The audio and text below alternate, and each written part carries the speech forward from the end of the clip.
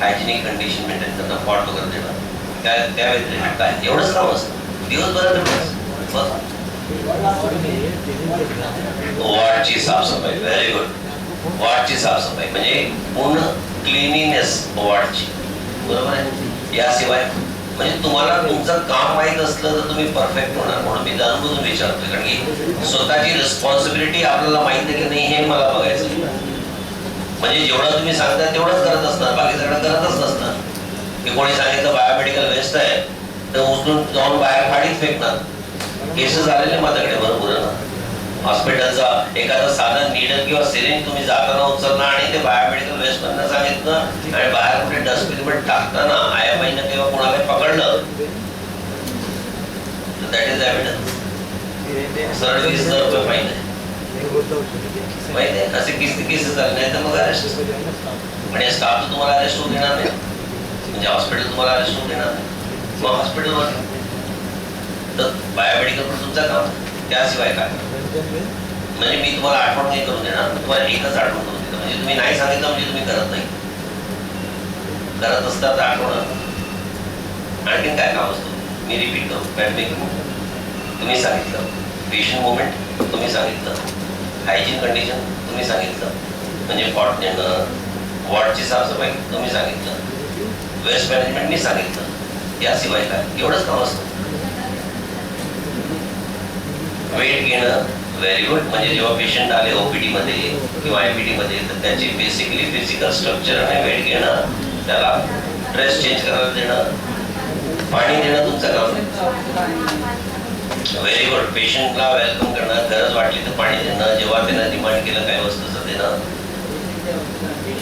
मेडिसिनचा care करणं म्हणजे पेशंटचा मेडिसिनचा मुवमेंट करणं. म्हणजे आता प्रिस्क्रिप्शन दिलं तर किती वेळा सिस्टम सांगितलं मेडिकल घेऊन या किंवा मोठी व्हायला तुम्ही घेऊन येता.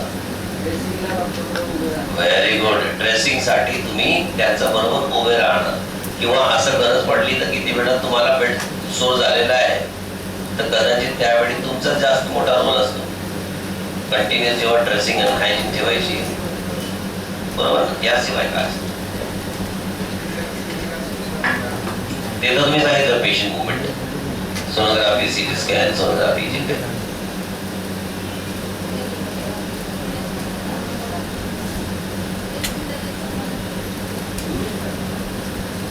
काय बोलली बेटा.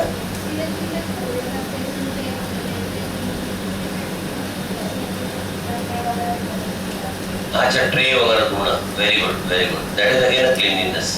साफसफाई झाली. हे झाल्यानंतर काय करतं त्यानंतर पण काही काम असतं ना. जिवंत पेशंटला तुम्ही सांगितलं आता पेशंट समजा गेला, body wash, body packing, sponge द्यायचं आणि बॉडी पॅक करायचं, बरोबर आहे. बाकी म्हणजे पूर्ण बॉडी पॅकिंग एकदम एकदम मस्त सुंदर पॅकिंग. कारण ते जिवंत असताना एवढं सजवलं नाही तेवढं मेल्यानंतर सजवायचं, सजवायला पाहिजे. जाताना पण चांगला पाठवा. मला सांगा हे सगळं काम जे तुम्ही सांगितलं आतापर्यंत आणि या व्यतिरिक्त कितीतरी हिडन काम आहे जे तुमच्या लक्षात नाही येत आहे पण तुम्ही करता, याच्यामध्ये तुमचा आणि पेशंटचा संबंध किती वेळ येतो किंवा पेशंटच्या नातेवाईकांचा संबंध किती वेळ येतो?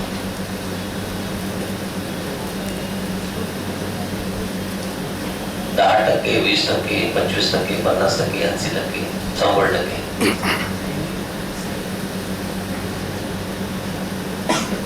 80%, 50%. का 100%? नातेवाईक तर पेशंट सोडून जातो, तिथेच एकतर बसून राहतो. तुमचा कुठला पेशंट ऍडमिट झाला तर तुम्ही काय सोडून फिरायला जाणार खाली? चहा नाश्ता करायला जाऊ दे, तो सिरियस आहे काय नाहीतरी जाणार आहे. बसताना शेवटपर्यंत म्हातारी असेल, जाणारी असेल, माहीत आहे तरी मन नाही म्हणत. आपण बसतो ना तिकडे. म्हणजे तुम्ही जेवढं काही काम सांगितलं त्यामध्ये तुमचा डायरेक्ट संबंध येतो ना पेशंट आणि नातेवाईकांचा, दोघंच येतो, बरोबर आहे. मी तर 100% सांगितलं. म्हणजे तुमचं आणि पेशंटचा त्यांच्या नातेवाईकाचा कंटिन्युअस संबंध आहे. आणि तुमचा त्यांच्या संबंधामध्ये तुमचे जे कम्युनिकेशन आहे, तुमचं जे बोलणं आहे, तुमचं जे ऐकणं आहे, तो एक इम्पॉर्टंट रोल प्ले करतो. हे तुम्हाला करतो. तुम्ही ऐकता कसं त्याला? सुनण्याची पण पद्धती आहे. ॲटिट्यूड मध्ये मी सगळं तुम्हाला जे थोडंसं शिकवणार आहे त्याच्या बाबतीत थोडंसं बोलतोय. लिसनिंग असं वर्ड ऐकलं. सुनणं. कम्युनिकेशन मध्ये दोन गोष्टी असतात, बोलणं आणि ऐकणं. कम्युनिकेशन मध्ये दोन गोष्टी असतात ना, की नुसतं बोलणं कम्युनिकेशन. अल्टिमेटली जेवढं काय तुम्ही कामाला सांगितलं आता एकूण एक कामामध्ये कम्युनिकेशनची गरज आहे. कम्युनिकेशन म्हणजे एक तर तुम्ही पेशंटच्या नातेवाईकनी कम्युनिकेट करता किंवा त्याच्या पेशंटशी कम्युनिकेट करत असतात किंवा तुम्ही नर्सशी कम्युनिकेट करत असतात किंवा तुम्ही डॉक्टरशी कम्युनिकेट करत असतात किंवा तुम्ही एखादा सिनियरशी कम्युनिकेट करत असतात किंवा तुमच्या टीमची कम्युनिकेट किंवा तुमच्या मित्रमंडळीची म्हणजे कुठल्याही कलिगची. अल्टिमेटली सगळ्या कुठे कम्युनिकेशनचा एक इम्पॉर्टंट रोल आहे, काही की नाही.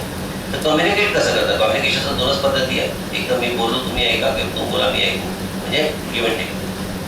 हे तर बरोबर ना? तुम्ही कम्युनिकेशन कसं करता? तुमचं कम्युनिकेशन मध्ये जास्त काही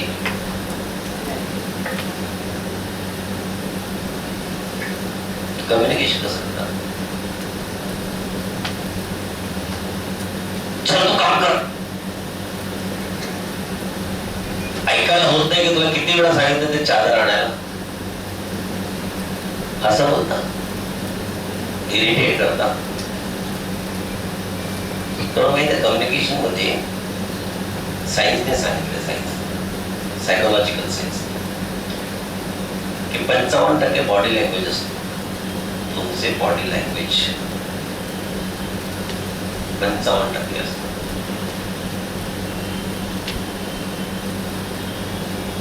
आणि 38% टोनॅलिटी असतं. पिच, जोरात बोलणे, हळू बोलणे, पोलाइटली बोलणे, सॉफ्टली बोलणे, ओरडणे, म्हणजे पिच, टोनॅलिटी, टोनचा एक्झाम मध्ये. मला रमेशला समजा मला तुम्हाला सांगायचं की मी रमेशला 100 रुपये सुरेशला द्यायला सांगितले. हा सेंटेन्स आहे. तुम्ही बोल रमेशला 100 रुपये, रमेशला 100 रुपये सुरेशला द्यायला सांगितलं. आता असं बोललं म्हणजे काय झालं? रमेशला तुम्ही इन्स्ट्रक्शन दिलं, रमेशला 100 रुपये सुरेशला द्यायला सांगितलं. सेंटेन्स तेच आहे, मिनिंग बदलली की नाही? एका वेळी तुम्ही रमेशला इन्स्ट्रक्शन द्या, दुसरं तुम्ही काय होता 100 रुपये सांगितले. रमेशला 100 रुपये सुरेशला द्यायला सांगितलं. याचे मिनिंग बदलली की तुम्ही काय केलं? सुरेशला द्यायला सांगितलं हे आठवण करून दिलं. आता मी बोलतो रमेशला 100 रुपये सुरेशला द्यायला सांगितलं. कळतंय का टोनॅलिटी? म्हणजे तुमचं जे टोन आहे तुम्हाला माहिती आहे, तुम्ही तुमच्या टोनवरच पेशंटचे संबंध देता. मी तुम्हाला बोलतो 38% टोनॅलिटी, 38%, 55% बॉडी लँग्वेज. बॉडी लँग्वेज आता एखाद्याला सांगायचं आहे की मी पुढे जाऊन लेफ्ट घे 1 किलोमीटर असेल, तुम्ही कसं सांगता? शब्दांनी नाही सांगायचं, इशाऱ्याने सांगितलं कसं सांगता? मी तुला काय बोलतो पुढे जाऊन कसं सांगता? कसं सांगता? करून दाखवा. पुढे जाऊन. आता समजा तू खूप पुढे लेफ्ट आहे, म्हणजे एकदम पुढे लेफ्ट आहे, तर तुम्ही कसं सांगता? सरळ. एक मी काय बोललो, दुसरं काय बोललो, डिफरन्स कळलं? Body language. आता कोणाला आपण हे दाखवतो, असं दाखवतो, मिनिंग कळतो ना? बॉडी लँग्वेज म्हणजे 55% जे तुमचा एक्सप्रेशन असतो ना, तुमचे हावभाव असतात, तुमची बॉडी लँग्वेज असतात. कोणाला डेथ डिक्लेअर करायची तर जाऊन हसून नका, हा गेला तो. नातेवाईकांना असं म्हणतो नाही ना? कळतं मी काय तुम्हाला बोलतो की आता नातेवाईकांना डेथ डिक्लेअर, आमचा एक डॉक्टर आहे एमडी, असंच करतो. 4 वेळा मार खाल्लाय, मी गेलो होतो वाचवायला 4 वेळा, पण तो डेथ डिक्लेअर असंच करतो. गेला, ज्याचा गेला त्याला कळतो. कळतंय का? बॉडी लँग्वेज, बॉडी लँग्वेज म्हणजे तुझे एक्सप्रेशन. स्माइल आहे का, चेहरा कसा आहे, एक्सप्रेशन कसं आहे, रागिष्ट आहे का, नॉर्मल आहे का. बॉडी लँग्वेज 55% आहे, 38% टोनॅलिटी आहे. आणि शब्दाची व्हॅल्यू किती माहिती आहे? 7%. मी एवढं सगळं काय बोलतोय तुम्हाला, आता पण शिकवतोय, माझ्या शब्दाची व्हॅल्यू फक्त 7% आहे. बाकी सगळं कम्युनिकेट जे करतोय तुम्हाला, माझा हात हलतोय, बॉडी हलतोय, इकडे तिकडे मी फिरतोय, तुम्हाला काहीतरी एक्सप्रेशन देतोय, त्यामध्ये 55% भाषा आहे आणि 38% वर खाल जे आवाज होतो. तर हे इम्पॉर्टंट फॅक्टर तुम्हाला समजणं गरजेचं आहे कम्युनिकेशन मध्ये, की जेव्हा कधी तुम्ही पेशंटशी बोलता, नातेवाईकाशी बोलता, ते 3 गोष्टींवर अति लक्ष द्यायचं. म्हणजे तुमची बॉडी जी लँग्वेज आहे ते लँग्वेज त्या प्रकारे असायला पाहिजे. दुसरं, कम्युनिकेशनचा दुसरा अति इम्पॉर्टंट पार्ट आहे लिस्निंग. ऐकणं. ऐकणं पण एक इम्पॉर्टंट पार्ट आहे की नाही? ऐकणं, काही गोष्ट ऐकणं. आणि लिस्निंग प्रॉपर राहील तरच कम्युनिकेशन पूर्ण होतं. पण आपण ऐकतो का? कधी कोणी काही सांगायला लागलं तर आपण किती मिनिटात रिएक्ट करतो? त्याचे शब्द पूर्ण व्हायचा आधी आपला शब्द चालू होतो. पेशंट सांगत असेल की मला पोट दुखतोय, म्हणजे तुम्ही बघा डॉक्टरना पण तुमची गोष्ट नाही, सगळ्यांची घ्यायचा व पुढे हिस्ट्री द्यायचा आधी डॉक्टरला कळतो काय झालं, कारण की त्याला त्याचा एक्सपिरियन्स आहे, अनुभव आहे, की तू पूर्ण सांगेपर्यंत डॉक्टरला सगळ्या स्टोरी येऊन जातात काय द्यायचं. लगेच तो त्याच्याकडे लक्ष नाही, त्याचा ट्रीटमेंट घेऊन सॅटिस्फॅक्शन होणार का? तुम्ही कुठल्याही डॉक्टरकडे, तुमच्या फॅमिली पेशंटकडे कधी आजार घेऊन गेले आणि तुम्ही त्याला सांगायचा प्रयत्न करता की मला खूप अंग दुखतोय, ताप आलेला आहे, जे काही आहे, तुम्ही बघा 2 सिम्पटम सांगितले तर तो लगेच औषधी वगैरे तयार करतो. आणि तुम्हाला असं वाटतं का पूर्ण झालेलं आहे? तुम्हाला अर्धवट नाही वाटतं त्यावेळी की डॉक्टरने पुढे ऐकलं नाही आणि मला औषध देऊन टाकलं. तर पेशंटला पण तसं होत असेल. म्हणजे नातेवाईक तुमच्याशी काहीही बोलण्याचा प्रयत्न करत असेल, त्याचा पूर्ण न ऐकता तुम्ही क्रॉस करता. तर लिस्निंगचे जे प्रकार आहेत, कारण listening is a active part of communication, सगळ्यात इम्पॉर्टंट पार्ट आहे. लिस्निंग कशी असते तुम्हाला? एक तो इग्नोरंट लिस्निंग आहे. इग्नोरंट म्हणजे आपण इग्नोर करतो की समोरचा माणूस कितीही इम्पॉर्टंट गोष्ट सांगत असेल तर आपण काय करतो, सुद्धा मोबाईलमध्ये बिझी असतो. म्हणजे इकडे तिकडे वाटतं मला काय इग्नोरंट म्हणजे तुम्ही काही त्याला आपली भावना सांगण्याचा प्रयत्न करतात की काही बोलायचे आहे, माझी आईची तब्येत खराब आहे, ती हॉस्पिटलला ॲडमिट आहे, म्हणजे तुम्ही ते इमोशनल होऊन सांगता तुमच्या मित्राला आणि तो मोबाईलमध्ये बिझी आहे. इकडे तुम्हाला आवडेल त्या करून बघा, तुम्हाला लक्षात येईल. कारण पण तुमच्या बाजूला बसलेला ना, त्याला काही सांगायचा प्रयत्न, दुसऱ्याने ॲक्टिंग करा, इग्नोर करायची. मोबाईलवर बोलतोय ना, नॉर्मल जे आहे ते ॲक्च्युअल ॲक्टिंग करा, जे नेहमी करतात. कारण तुम्हाला लक्षात येईल की कसं दुखतो समोरचा माणसाला. बोलणारा माणूस कितीही प्रेमाने बोलण्याचा प्रयत्न, तुम्ही मोबाईलवर बिझी आहे, इकडे बघताय, तिकडे हा तू बोल, हा चालू आहे, अरे ऐकतो ना तुला, तू बोल, आणि त्याच्यात तुम्ही बोलता.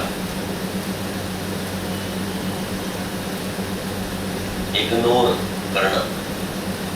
दुसरा प्रकारचं जे लिस्निंग आहे त्यामध्ये सिलेक्टिव्ह, म्हणजे जे ऐकायचं तेच ऐकणं, बाकी सगळं तो बिचारा किती मनापासून तुम्हाला काही आपलं दुखणं सांगत असेल नातेवाईक की बघा ना, तर डॉक्टर मी किती वेळ सांगितलं, एकदा मला डॉक्टरशी बोलायचं होतं, पण तुम्ही, कारण की अल्टिमेटली तुम्हीच भेटतात त्याला. तो नर्स भेटत नाही, तो डॉक्टर भेटत नाही, नातेवाईकाला तुम्हीच भेटतात. तर तुम्हाला जर सांगणं कोणाला तरी त्याला खाली करायचं आहे, कोणाला खाली करणार? कारण तुम्ही ऐकता तर तुम्हाला यार मी किती प्रयत्न करतो, मला विचारायचं होतं, पण डॉक्टर बघून 2 मिनिटात आले, निघून गेले, आणि तुम्ही पण तिथे लक्ष नाही दिलं तर त्याचं काय हाल होणार? तुमचा तेवढं इम्पॉर्टंट आहे की नाही? आणि तुम्ही सिलेक्टिव्ह ऐकतात, म्हणजे त्याला जे सांगायचं आहे ते नाही ऐकून तुम्हाला जे कामाचं ते ऐकतात. तो आपलं दुखणं सांगतोय आणि मग चादर सांगतो, तर चादरचं तुम्ही ऐकणार, बाकी सगळं ऐकणार नाही. पण तो कुठे खाली करेल? मी तुम्हाला काय बोला, एक्स्ट्रा काहीतरी देण्याचा प्रयत्न करा. कारण की तुम्ही पण जेव्हा कोणाकडे सगळं काही खाली करता तर तुम्हाला बरं वाटतं की नाही? तर नातेवाईकाने सगळं खाली केलं त्याला बरं वाटेल, हा माणूस किती कमीत कमी एकाने तर ऐकला, कारण त्याच्यासाठी सगळे भगवान आहे. तो नर्स पण भगवान आहे, तुम्ही पण भगवान आहे, आणि तो डॉक्टर पण भगवान आहे. कारण कारण की जेवढ्या पेशंटला केअर करणारे लोक आहेत, मला पेशंट केअर तुम्ही सांगितलं ना, मी तर काय शब्द घेतलं तुमचाच तर होता, तर जेवढे पेशंटला केअर करणारे सगळे भगवान आहे की नाही. म्हणजे तुमचाही कोणी नातेवाईक ऍडमिट झाला आणि जवळचा ऍडमिट झाला तर तुम्हाला तिकडचा छोटा माणूस पण इम्पॉर्टंट वाटत की नाही. तर तो पण इन्फॉर्मेशन देतो ना काय चालू आहे. ओटी मध्ये काय चालू, ओटी मधून 2 वेळा तुम्ही बाहेर आले कुठल्या कामासाठी आणि इन्स्ट्रुमेंट घेऊन गेले, काय घेऊन गेले, बाहेर निघाले, तर तुम्ही बघा नातेवाईक कसं तुम्हाला नाही विचारतात तर काय झालं. एखाद्या डिलिव्हरीचा काही ऑप्शन चालू आहे, तो पेन मध्ये असेल, तुम्ही बाहेर आले काहीतरी वस्तू देऊन, तर तुम्हाला रिएक्शन नाही का नातेवाईक अरे सांग काय झालं इगरनेस. आणि त्यावेळी त्याला तुम्ही ऐकलं पण नाही, उत्तर देणं नंतरची गोष्ट आहे, पण नाही ऐकणं तर त्याला किती दुःख होतं. ऍक्टिव्ह लिस्निंग एक असतं. ऍक्टिव्ह लिस्निंग म्हटलं तुम्ही सगळं ऐकणार, इमानदारी तो बोलला ऐकणार आणि नुसतं ऐकणार. पण सगळ्यात बेस्ट जे तुम्हाला शिकवायला मिळालं कम्युनिकेशन मध्ये, पहिली गोष्ट मी तुम्हाला शिकवली 55% तुमचं बॉडी लँग्वेज, 38% तुमची टोनॅलिटी, शब्द वर खाली जे समजा पोलाइटनेस, एकदम पोलाइट म्हणून बोलणं, पेशंटला वाटायला पाहिजे की माझ्यापैकी जवळच आहे. आणि 7% शब्द आहेत. तसं ऐकण्यामध्ये एम्पॅथेटिक लिस्निंग, एम्पॅथेटिक म्हणजे ज्याच्यामध्ये फिलिंग्स आहे. सुनण्यामध्ये पण सगळ्यात बेस्ट ऐकणं कुठल्या माहिती ज्याच्यामध्ये फिलिंग आहे. फिलिंगचा बदलतो की ही सांगत आहे की माझी आई बरोबर रिअलिटी दुःख आहे तिला, म्हणजे आपले आई बाप काय सांगत आहे आणि तुम्ही त्याला रिस्पॉन्स करताय, हा काय झालं होता, काय त्रास होता, म्हणजे तुम्ही त्याला त्याची फिलिंग बरोबर स्वतःची फिलिंग जोडताय, कळतं ना, इमोशन जोडताय, तर दॅट इज एम्पॅथेटिक लिस्निंग. आणि ज्यावेळी तुम्ही याची प्रॅक्टिस केली आणि पेशंट बरोबर कसं बोलायला लागले, बघा पेशंट तर चांगला होणार तुमचं नाव व्हायला भेटला. एम्पॅथेटिक म्हणजे त्याचे भावना बरोबर स्वतःची भावनाला जोडणं. आणि एकच लक्षात ठेवा फ्रेंड्स, पेशंट डॉक्टरचा अंडरमध्ये ऍडमिट असेल तर डॉक्टर त्याचा बरोबर 10% पण असतो. स्टाफ नर्स पण तुम्ही स्वतः बघा किती बिझी असतात, आयएमओ बरोबर किंवा फोन बरोबर, तर कोण भेटणार, तुम्हीच भेटणार ना. कारण की तुम्हाला जेव्हा आवाज दिला तेव्हा पोहोचतात, तर तेव्हा त्याच्याशी काउन्सिलिंग करायला काय जातो, 2 मिनिटं बोलायला काय जातो, तुझं मन हलका होईल.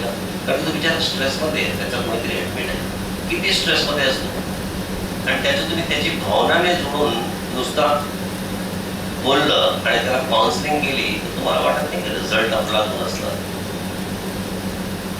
आणि पुढे कधी परत ऍडमिट झाला ना तर तुम्हाला सुद्धा, आणि त्याचा नातेवाईक तो आजूबाजूवाला दुसरा बिल्डिंगवाला पण ऍडमिट झाला, तो हॉस्पिटल बघायला आला, त्या पेशंटला हॉस्पिटलमध्ये बघायला आला की तुम्हालाच शोधेल. माणूस कोणाला शोधतो, जे त्याच्याशी जोडतो.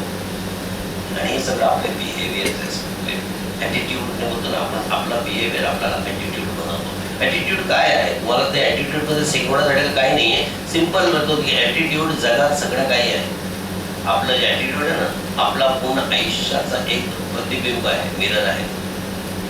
आईसबर्ग जसा बर्फाचा तुकडा पाण्यात टाकलं तर पूर्ण बर्फ दिसतो का, वरचे 10% दिसतात, खालचे 80% दिसतात, 90% दिसतात नाही. तो वरचे जे 10% दिसतात ते आपले फक्त इम्पॉर्टंट पार्ट आहे. इम्पॉर्टंट पार्ट कुठले, खालचे 90%. वरचं जे 10% आहे ना ते आपला नॉलेज आणि स्किल.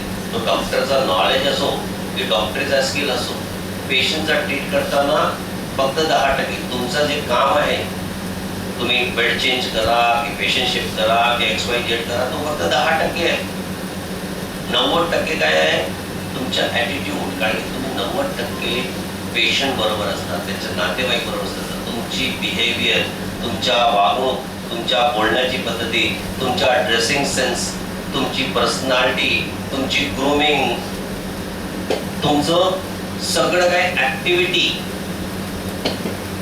हे सगळं 90% पार्ट आहे. हायजीन ठेवणं, क्लीन करणं, जे काही आहे हे सगळं 90% पार्ट. आणि या 90% पार्टमध्ये तुम्ही जेवढा हुशार होणार तेवढा तुमचं नाव होईल. नाहीतर ॲटिट्यूड बाकी काही नाही. ॲटिट्यूड मध्ये कितीही बोललं तर कमाई, कारण की ते 10% आपला बिहेवियर असते. आपलं नॉलेजने जे काही करतो, पण 90% आपल्याला व्हॅल्यूज देतात. व्हॅल्यूज म्हटल्यानंतर नाव देतात. कारण तुमचं म्हणजे वागणूक एवढं सुंदर असेल तर चार लोक बोलणार नाही का, अरे किती सुंदर आहे, ते स्वाती लाभा किती काम करते. जेव्हा कधी बोल स्माइल दिसते, म्हणजे लोक तुमची तारीफ नाही करणार का? लोक तुमची तारीफ करायला लागणार, तुम्हाला बोलणार की जेव्हा कधी गेलं फक्त स्माइलनेच बघते.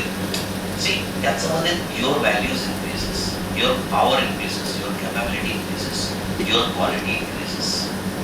अँड अनलेस अँटिल यू, तुम्ही जेव्हापर्यंत तो अडॉप्ट नाही करत, नाही तर काय होणार? नेहमी सारखं आपली लाईफ कशी आहे तशीच आहे ना. कारण की त्याचा इम्पॅक्ट येणार, ॲटिट्यूडचा इम्पॅक्ट बिहेवियर येणार. तुमचा ॲटिट्यूड निगेटिव्ह असला तर तुमचा बिहेवियर कसं असणार? निगेटिव्ह असणार. पण ॲटिट्यूड पॉझिटिव्ह असलं तर बिहेवियर काय होणार? पॉझिटिव्ह असणार ना. कारण की तुमचा ॲटिट्यूड, एक लक्षात ठेवा, 100% आहे. तुम्हाला एक्झाम्पल देतो. ABCD ला आपण 1 to 3 ठिकाण, A ला 1 नंबर दिला, B ला 2 नंबर दिला, तसं Z ला 26 नंबर दिला. तर तुम्ही बघा, स्किलला SKIL तुम्ही टोटल गेला तर किती होतो? फॅन्सी म्हणजे 82% होतो. म्हणजे स्किल 100% नाही. तो दुसरा बघा, नॉलेज 96 म्हणजे किती स्ट्रॉंग असेल तरी. हार्डवर्क 98, पण ॲटिट्यूड एकच गोष्टी 100 जाते आपल्याला बघा. म्हणजे attitude plays very important role in our life. आणि आपला ॲटिट्यूड, आपला बोलण्याच्या पद्धती, आपली राहण्याची पद्धती, आपली वागण्याची पद्धती, आपली ग्रूमिंग, आपला पर्सनॅलिटी, हे सगळं प्लेस करते. कारण की ॲटिट्यूडमध्ये हे पण आहे, करण्याची भावना आतमध्ये. I can do it, I can not do it. मी करू शकतो की मी नाही करू शकतो. मी करू शकतो हे शब्द जेव्हा तुमच्या माइंडमध्ये अडकून राहिले, त्या दिवशी तुम्ही सक्सेसफुल झाले समजायचं. आयुष्यात सगळं काही जग जिंकलं तर you have to learn this positive attitude. Positive ॲटिट्यूडवर किती बोलला तर कमी आहे. कारण मी तर स्टोरी सगळं तुम्हाला ऐकवणार नाही. पण एक लक्षात ठेवा, सिम्पल गोष्ट सांगतो की positive attitude is nothing but our own activities. 90% part दिवसभरतात तुमच्या 8 तासाच्या ड्युटीमध्ये 90% पार्ट जे तुम्ही करता ते तुमची ॲटिट्यूड आहे. तुम्हाला एक क्लिक दाखवतो माझा ॲटिट्यूडवर नाही आहे. असंच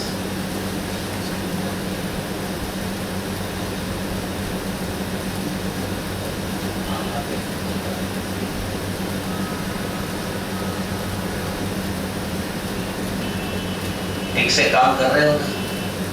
मी नाही विचारतो, तो विचारतोय. असे बघणारे लोक आहेत तुम्हाला माहित आहे ना? बघतात की नाही? क्या बताओ यार. असं असं तुम्ही बोलत असतात. सारी दुनिया खुश है, सुखी है, सब अपने आप में मस्त है. अब इनको ही देख लो. मोबाईल कानावर असतो बघा, नसतात त्यांचं, गाणे चालू असतात. मग ओरडू द्या बाजूवाल्याला. 24 तास मोबाईल चालू, मग पेशंट ओरडत आहे की कोण ओरडत आहे? अपनी दुनिया में मस्त है. अरे सॉलिड म्यूजिक, राउडी का गाना चालू है. सैर कर रहे मग इकडे तिकडे हिंडत राहा. वार्डमध्ये दिसलं नाही, कुठे गेलाय? ते ओटी मध्ये गेला. कुठे गेलाय? तो सोनोग्राफीला गेला. कुठे गेलाय? बघलं जरा. म्हणजे सैर कर रहे हैं. आपला काय, आपला ॲटिट्यूड आहे, आपला बिहेवियर बिंदास. पता नहीं ये बताया, ये बर्तन धो रहे हैं. लड़की पटाने का नया तरीका.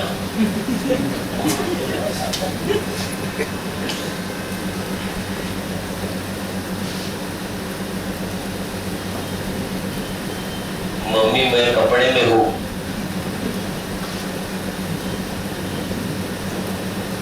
आइसक्रीम ढूंढने गया, चॉकलेट. या भी बोलते ना, छोटा बच्चा देख के मेरे को ना डराना नहीं. लेकिन क्या कॉम्बिनेशन है, दूध के साथ दारू. जबरदस्त कॉम्बिनेशन है. अब तो सोने तो दो यार. नाइट ड्यूटी के लिए आता, जरा तर रेस्ट करू दे. रात्रभर जागलो मी.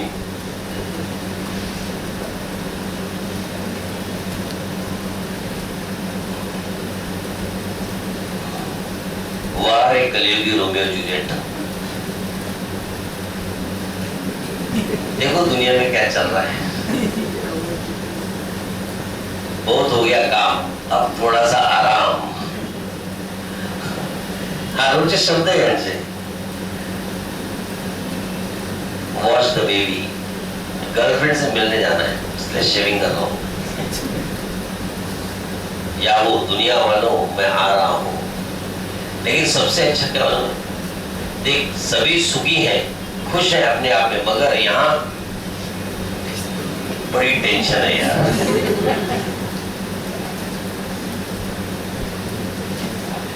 तो लास्ट में आप ही बोलते ना, बड़ा टेंशन है यार, है ना? तुम्ही निगेटिव्ह विचार केला तर निगेटिव्ह होणार. 4 लोकांना सांगितलं टेन्शन आहे तर सिगरेटची सवय लागेल. पण पॉझिटिव्ह एटीट्यूड कशाला म्हणतात माहिती, कुछ भी हो गया तो खुश है, कितना भी काम हो गया तो खुश है, कितना भी थक गए तो खुश है, कितना भी करना पड़ा तो खुश है. That is nothing but your positive attitude. Friends, अगर पॉजिटिव एटीट्यूड रखोगे तो जिंदगी में सक्सेसफुल होगे. तो let us talk something about relationship. Relationship मतलब क्या? What do you mean by relationship?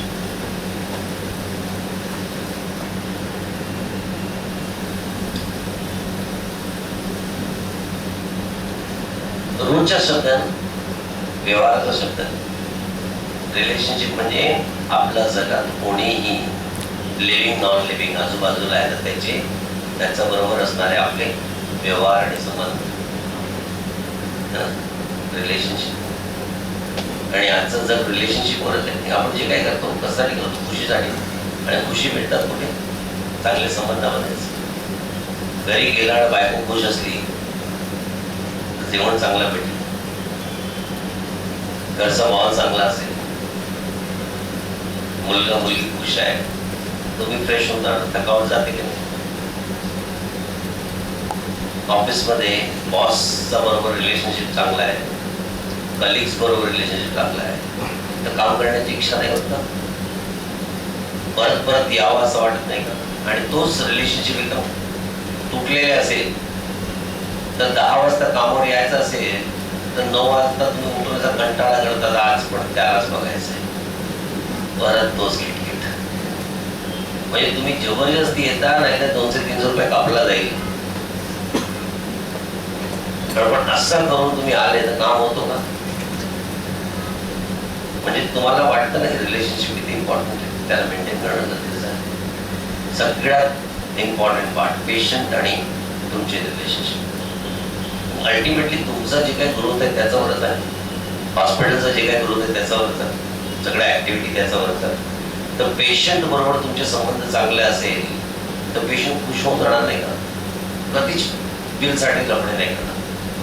Bill तर जाऊ द्या, पेशंट त्याचं नातेवाईक एक्सपायर पण झालं ना, डेथ पण झाली ना, तरी त्याला एक होतं ना काउन्सिलिंग जे तुम्ही केलेली आहे, तुमचे जे संबंध झाले त्याच्यामुळे त्याचं दुःख कमी होतं,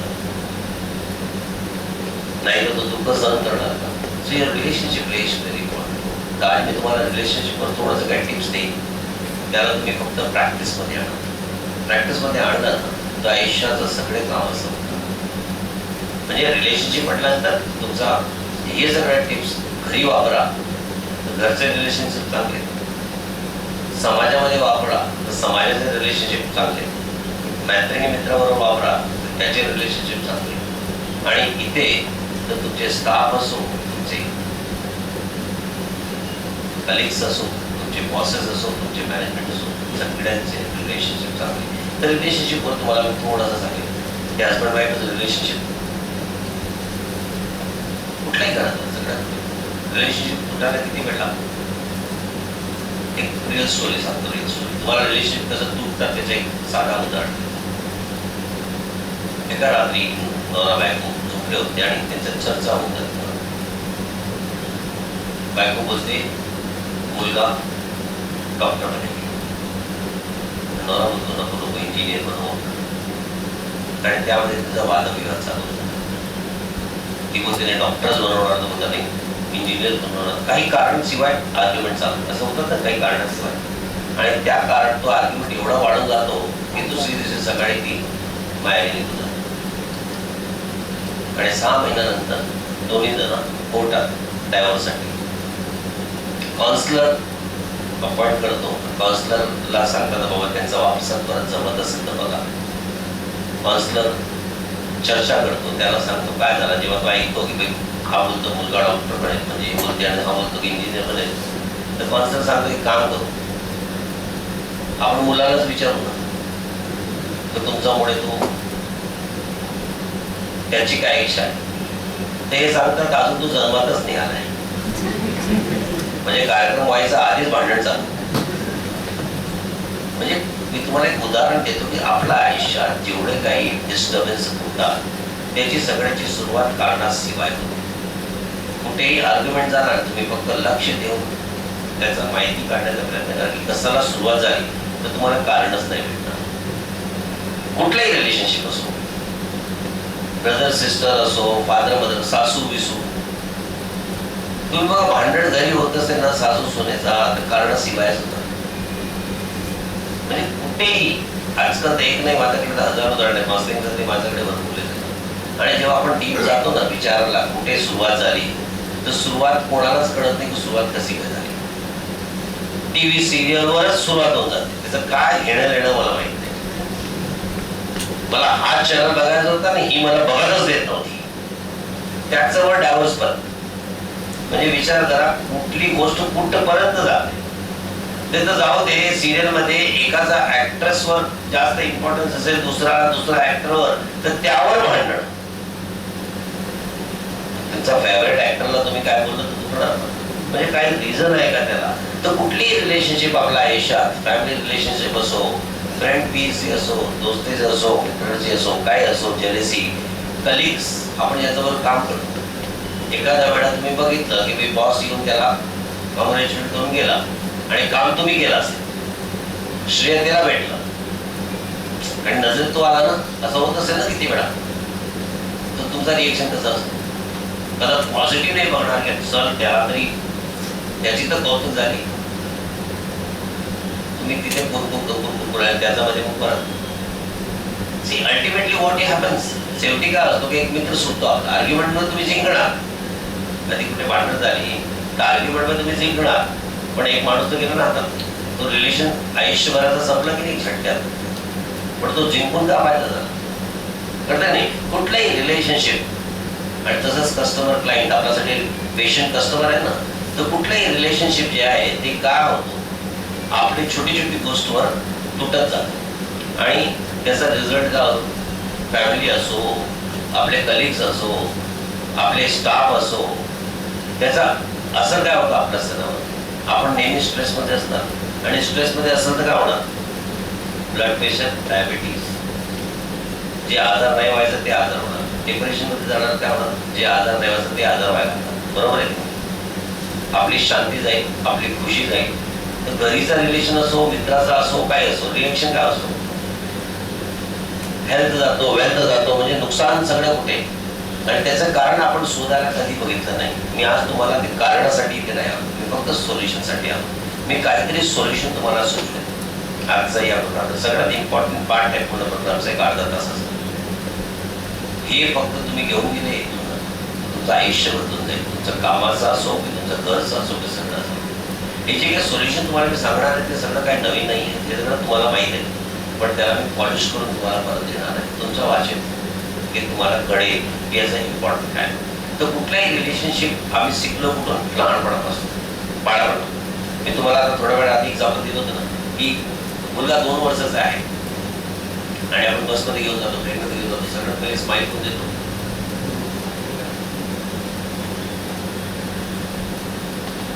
मुलगा आणि तुम्ही रिएक्शन मध्ये काय देता?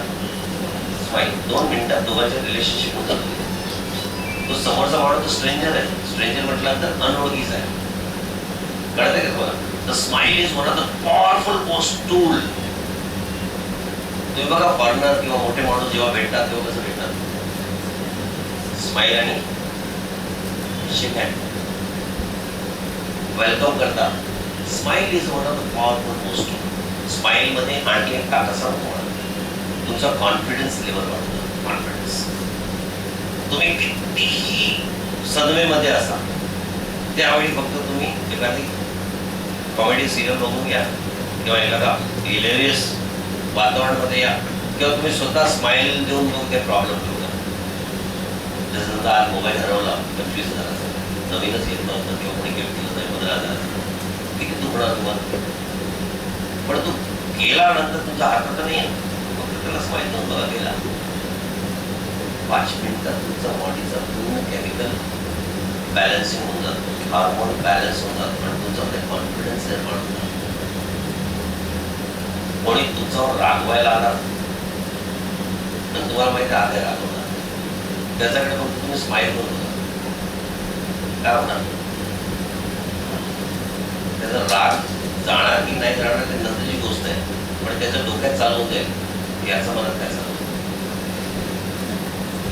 होणार आहे ना, तो रागवणार पण नाही. Smile is one of the powerful most and smile is one of the powerful via media to transfer energy. आज पेशंटला तुम्ही स्माईल देऊन बघा, म्हणजे तुम्ही फक्त सकाळ ते संध्याकाळ स्माईल देत राहा. रूम मध्ये जा, पेशंटचा किंवा वॉर्ड मध्ये जा, नुसतं स्माइलिंग फेस ठेवा. तुम्हाला वाटत नाही की पेशंटची हेल्थ मध्ये बदलाव यायला लागेल. तुम्ही खुश राहा, तो माहोल खुश नाही राहत. पण दिवसात किती लोकांना स्माईल देतात. आता पण मी बघत सगळ्याच बसलेली, बॉसने सांगितलं ट्रेनिंग मध्ये बसायचं म्हणून बसावं लागलं. स्माईलच नाहीये. मी तुम्हाला सतत स्माईल द्यायला सांगितलं नाही, दुखायला लागणार. सवयच नाही. सवय आहे नाही ना, सवय पण सवय टाकणं गरजेचं आहे. तुम्हाला फरक जाणवेल, करून बघा ना. कारण की एकदा तुम्ही स्माईल द्यायला लागले, जगात असे कुठे कोणी नाहीये जे तुमच्याचे रागस करणार किंवा दाखवणार. ऐसा कोई नहीं जो तुमसे दोस्ती नहीं करना चाहे, क्योंकि उसको तुम्हारे ऑरा में आके बड़ा मजा आता है. एक काम करो, अपने बाजू को स्माइल दो देना, तो देखने दो. You smile to your neighbour, करो बाजू वाले को देख के स्माइल. मेहनत लग रही क्या? आदत नहीं है ना, इसलिए नहीं होता. सवय नहीं ना तो होणार पण नाही. सवय टाकावी लागेल. कारण सवय नाही आहे तर मन काय बोलतो, काय बोलणार याच्याकडे स्माइल देतो. लोग क्या कहेंगे, सबसे बड़ा रोग क्या कहेंगे लोग. आपण त्याच्यावर जगतो ना, आपण लोकांसाठी जगतो ना. आपल्यासाठी कधी तुम्ही जगायचा प्रयत्न केलाय का? स्माइल देऊन तुम्हाला कॉन्फिडन्स येत नाही का? स्माइल देऊन तुम्हाला बरं वाटत नाही का? पण आपण जगतो कोणासाठी? याच्यासाठी याच्यासाठी याच्यासाठी याच्यासाठी की मी हसलो तर तो माझ्यावर कॉमेंट करेल, मी हसलो तर त्याच्या डोक्यात काहीतरी नवीन स्टोरी तयार होईल.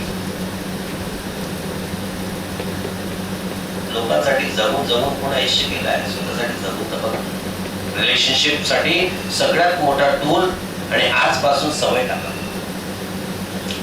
आणि मसल्सला फ्री करा. मसल्स नाही तर सवय नाही पडणार. कारण की तुम्ही 4-5 मिनिटं स्माईल दिली ना की तुमचा बॉडी तुम्हाला बोल बस झाला तर दुखतोय. तुम्ही तासभर करून बघा, मग परत तुम्ही जसं आहे तसं. तर त्याला फ्री करण्यासाठी टेक्निक शिकू, याला शिकू, माझ्यावर करणार, नक्की करणार. हे सगळे मसल्सला मुवमेंट करा.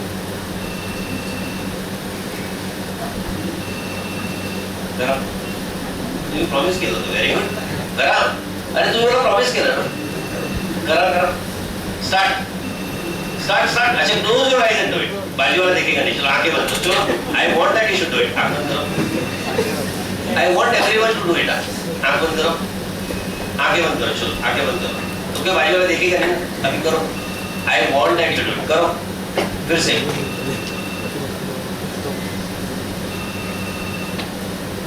आपका मन ही आपको रोकता है. क्या करोगे जिंदगी में? कुछ नहीं कर सकते. अभी भी तुम दूसरे के लिए जी रहे हो कि मैं ऐसा करूंगी तो ये क्या सोचेगी, मैं ऐसा करूंगा तो क्या सोचेगी. इसलिए नहीं कर रहे ना, ये नहीं कर पाएंगे, फिर जिंदगी में कुछ नहीं कर पाएंगे. फिर आप जाओ वहीं अच्छे हो. रिटायरमेंट के बाद बेटे ने खाना खिलाया तो मिलेगा, नहीं तो कुछ नहीं मिलेगा. मैं आपको फैक्ट बता रहा हूँ. 58 साल के बाद रिटायर होने के बाद तुम्हारा ग्रेजुएटी और तुम्हारा पैसा तुम्हारे मेडिकल में खर्चा होएगा, और उसके बाद बच्चे के बाद बच्चे का नहीं तुम्हारे पर खर्चा करने को. फिर बच्चे पहले अपना घर संभालेंगे, फिर तुमको खिलाएंगे. आज जाके देखो माँ बाप लोग की हालत क्या है. तुम चाहते हो कि तुम्हारी जिंदगी वैसी बने, तो अपने अंदर बदलाव लाना पड़ेगा. अपने अंदर आज से, अभी से बदलाव लाना पड़ेगा. कुदरत की दी हुई देन है. मुस्कुराहट किसकी देन है? पैदा हुए तो रोके आए, लेकिन तुम्हारे हर मुस्कुराहट में घर में खुश हुआ कि नहीं? आज भी तुम जाओ और 1 महीने का बच्चा 3 महीने का जब एक्सप्रेशन देने लगता है, 3 महीने का स्माइल देता, तो आप क्या करते हो? तब आपको ध्यान में आता है कि बाजू वाला क्या दिख रहा है, अरे हंसते उस टाइम बच्चे बन जाते हो क्या? नहीं बनते। आज भी घर में जाके देखना, उस टाइम बच्चे तब तुमको डर नहीं लगता बाजू वाले का। अब क्यों डर लग रहा है? आप ही हो ना। उस बच्चे के साथ बच्चे बन जाते हो, और बच्चे जब बनते हो तो आपके अंदर की सारी ताकत बाहर आ जाती है। आप कितना स्माइल देते हो, कितना खुश होते हो, उसको खुश देके कितना खुश होते हो। और उस टाइम कब देखो आपकी एनर्जी कैसी रहती है। उसको 24 घंटा डाल दो ना। हम लोग करते ही जितना मेहनत करते दिन भर किस लिए करते हैं? पैसा क्यों कमाते हैं? पैसा क्यों कमाते हैं? ड्रेस क्यों खरीदते हैं? खुश होने के लिए। बंगला क्यों लेते हैं? खुश होने के लिए। गाड़ी क्यों लेते हैं? खुश होने के लिए। पगार क्यों लेते हैं? मतलब एंड में क्या है? हैप्पीनेस। आखिर जो भी जिंदगी में कुछ भी करते हो, पानी पूरी भी खाते तो क्यों खाते? वड़ा पाव भी खाते तो क्यों खाते? खुश होने के लिए ना। हैप्पीनेस होता है ना। और वो रेडीमेड अवेलेबल है तुम्हारे पास, तो बाजू वाले को देखो तो क्या करना। चलो एक दूसरे को स्माइल दो। आदत डाल रहा हूं तुम्हारी मैं, यहां नहीं सिखाऊंगा तो कहां सीखोगे? और कोई सिखाएगा क्या? बाहर जाने का कोई नहीं सिखाने वाला। गलत बोल रहा हूं सर? मैं क्यों आदत डाल रहा हूं मैं आपको बताऊं, क्योंकि ये भी कर लिए ना इन्होंने, तो आपका हॉस्पिटल पेशेंट से भर जाएगा। खाली कल से तुम लोग है ना इन्फेक्शन स्प्रेड करो स्माइल का। इतने लोग खाली है ना, इतने लोग आज से और अभी से यहां से बाहर निकलो ना, जो दिखे उसको स्माइल दो, या हॉस्पिटल का टीम दिखे ना उसको भी स्माइल दो। नमस्ते सर। सर्जन दिखे, फिजिशियन दिखे, कोई भी दिखे, 2 दिन चर्चा होगी हॉस्पिटल में, काय धराएगा? इससे ज्यादा कुछ नहीं होगी। लेकिन एक को रहेगी तो बोलेंगे ना कि सगळे से सगळे असे झाले, बघा ना काय झालंय सगळ्यांना। इसका रिजल्ट क्या होगा मालूम है? इतने लोग जब करने लग जाएंगे तो उन पे असर होगा, और वो झक मार के स्माइल देने लगेंगे। हॉस्पिटल का माहौल चेंज हो जाएगा। बस करके देखने में कोई पैसा लगता है क्या? फुकट में है ना, तो करके तो देखो। करोगे क्या? सीरियसली जोर से? मैं विचारना फोन करू ना, सगळ्यांना फोन कर विचार। मेरे पास तो सबके नंबर है, मैं तो काम धंधे से लगा दूंगा इसको। पूछ फोन करके स्माइल दिया था कि नहीं? मेरे को तो क्या है, तुम्हारी जिंदगी बदलेगी तो मेरी बदलेगी। लेकिन दोस्त मानो, दिल से बोल रहा हूँ, दिल से। जिंदगी में जितने भी सक्सेसफुल इंसान है, जितने भी पैसे वाले इंसान है, जितने भी पैसे वाले इंसान है, जाके देख के आओ उसके चेहरे पे स्माइल। क्योंकि कुदरत का एक क्लियर कट फॉर्मूला है कि हर पैसे वाला खुश होगा कि नहीं होगा ये गारंटी नहीं है, लेकिन हर खुश रहने वाला पैसे वाला होता है, गारंटी है। तो जिस दिन तुमने खुश रहना सीख लिया ना, स्माइल देना सीख लिया ना, उस दिन पैसा तुम्हारे पीछे चल के आएगा। क्यों आएगा, कैसे आएगा? आएगा मतलब आपके अंदर से ही प्रमोशंस चालू हो जाएंगे। आप इंपॉर्टेंट हो जाएंगे लोगों के लिए, सोसाइटी के लिए इंपॉर्टेंट हो जाएंगे, समाज के लिए इंपॉर्टेंट हो जाएंगे, परिवार के लिए इंपॉर्टेंट हो जाएंगे। क्योंकि आपको देख के सामने वाले का कॉन्फिडेंस लेवल बढ़ जाएगा कि ये इतना कॉन्फिडेंट है। आदमी कौन स्माइल करता है? जो कॉन्फिडेंट हुई ना। डरपोक आदमी स्माइल करता है? डरपोक आदमी ऐसी रहता है। जितने डिप्रेस रहते हैं ना, इंफीरियर रहते, इंफीरियर, जिनके अंदर अपनी कमतरता रहती है ना, वो हमेशा छुपने की कोशिश करता है, मुंह छुपाने की कोशिश। जितने कामचोर रहते हैं ना, वो अपने मुंह को छुपाते हैं। और जितने भी लोग कॉन्फिडेंट रहते हैं ना, वो स्माइल करते हैं। तो उसको रेडीमेड डाल दो ना, अपने आप कॉन्फिडेंस आने का। रेडीमेड डाल दो ना स्माइल को, रेडीमेड डाल दो, देखो कितना मस्त स्माइल कर रहा हूं। आप देख रहे हो? अरे कुदरत के होठ का यूज करते हो, तुम दबा के रखते हो। Powerful most source of relationship. तुम बच्चे थे ना, बच्चे छोटे से 2 साल के, 3 साल के, आपने देखा ट्रेन में, बस में लेके जाते थे, तो सबसे पहले सामने वाले के ऊपर जंप कौन करता था? बच्चा।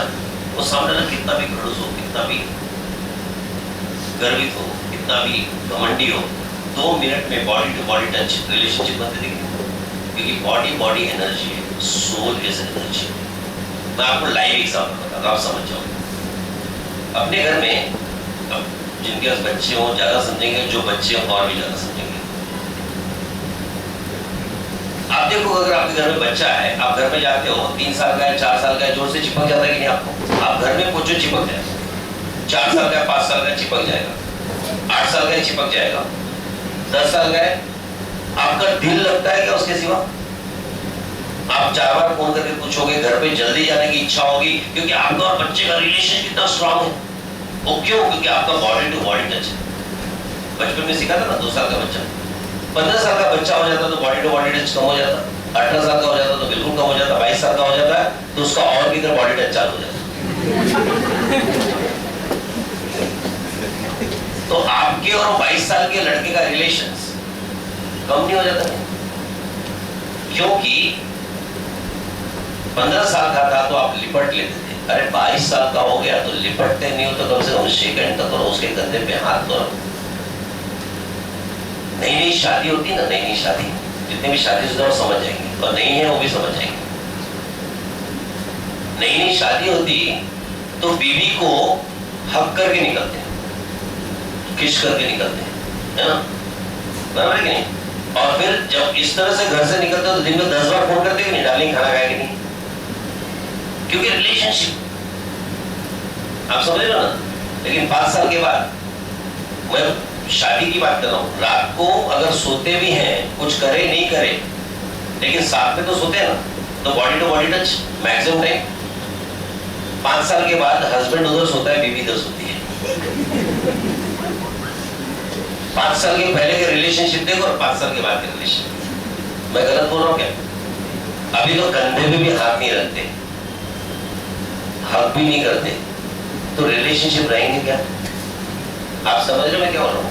अगर जिंदगी में रिलेशनशिप को इंपॉर्टेंस देना है तो सिर्फ अटेम्प्ट करो। मैं क्यों सिखा रहा हूँ? पेशेंट के साथ, कि पेशेंट के साथ अटेम्प्ट करो बॉडी को टच करने का। बड़ा होना, डॉक्टर को तुम देखे नहीं, कहीं काळजी करो कुछ चालू हो, तुमने क्या किया? Attempt KIA. आप देखो फॉरेनर आते हैं तो स्माइल देते और हाथ मिलाते हैं। हमारे यहाँ पद्धति थी पैर पड़ने की, अब भूल गए सब। बॉडी टू बॉडी टच ही था, मतलब you are attempting to touch the body. उससे क्या होता था? एनर्जी ट्रांसफर होती थी। We are energy soul, we are energy body. तो उससे क्या होता है कि जिंदगी में याद रखना, रिलेशनशिप को स्ट्रांग बनाना, मजबूत बनाना, तो कोशिश करो उससे कनेक्ट करने की। अपने घर में भी कोशिश करो बॉडी टू बॉडी टच करने की। जिनके साथ आपको, पेशेंट को तो हम खास घिन नहीं करना, उसकी ड्रेसिंग भी कर रहे हो ना, अटेम्प्ट करो, पॉजिटिव अटेम्प्ट, बड़ा होना। हम लोग बोलते ना, सर पे हाथ नहीं कर देंगे, चांगली वेळ काय काळजी करो, यू ट्राई इट, रिजल्ट्स देखना। वो पेशेंट के साथ आपके इतने जबरदस्त रिलेशन में जाने के टाइम पे उसको वो इमोशनली आउट देंगे। वो बच्चे के साथ जब आप जुड़ते हो तो क्यों जुड़ते हो? क्योंकि बच्चे के साथ आप चिपकते हो। वो छोटे बच्चे को क्यों नहीं छोड़ पाते आप? घर पे गए तो उसके साथ बच्चे क्यों बन जाते हो? क्योंकि उसके बॉडी टू बॉडी टच में आपको इफेक्ट है। आप समझ रहे हो इंपॉर्टेंस रिलेशनशिप का? तो आज के बाद एटलीस्ट आप हाथ तो मिलाओ, शर्म नहीं करना। आएगा ना, देखो मैं तो बोलता हूँ गले मिलाओ, दोस्तों को गले मिलने में तो नुकसान तो फॉरनर को देता, लेकिन शर्म आएगी। कुछ नया करने के टाइम शर्म आती है, कभी किया नहीं। लेकिन मुन्ना भाई ने क्या दिखाया? आपको देखे थे मुन्ना भाई जादू की झुर्री, वो सब दिखाया हुआ है ना, आपने देखा था ना उसमें कितना इमोशनल रिजल्ट, कैंसर पेशेंट तक का स्टोरी बताया था सब।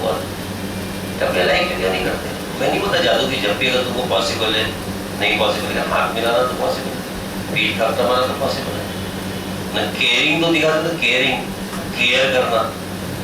आप समझ रहे हो मैं जो समझाने की कोशिश कर रहा हूँ? रिलेशनशिप का बहुत ही पावरफुल फॉर्मूला है। घर में करो, समाज में करो, दोस्तों में करो, अरे क्या होएगा? लोग बोलेंगे पागल हो गया है, इससे ज्यादा कुछ बोलेंगे। लेकिन इन्फेक्शन स्प्रेड हो गया ना तो तुम्हारा हॉस्पिटल है ना, नंबर 1 का हॉस्पिटल हो जाएगा। और दूसरे हॉस्पिटल तुमको फॉलो करने लगेंगे। लेकिन शुरुआत तो किसी एक ने करनी है, तो अपने से क्यों नहीं? रिलेशनशिप का दूसरा और तीसरा फॉर्मूला एप्रिशिएशन। एप्रिशिएशन, एप्रिशिएट करो एक दूसरे। देखो बच्चे को कुछ भी अच्छा किया तो बोलते ना काय, वो थोड़ा सा चलने लग गया, आप कभी देखो आपके साथ ही हुआ होगा, आपके घर में होता है, थोड़ा चलने लग गया तो पूरे खानदान को नहीं सुनाते। राहुल चालायला लागला, बघितलं का तू? फोन करके सासू को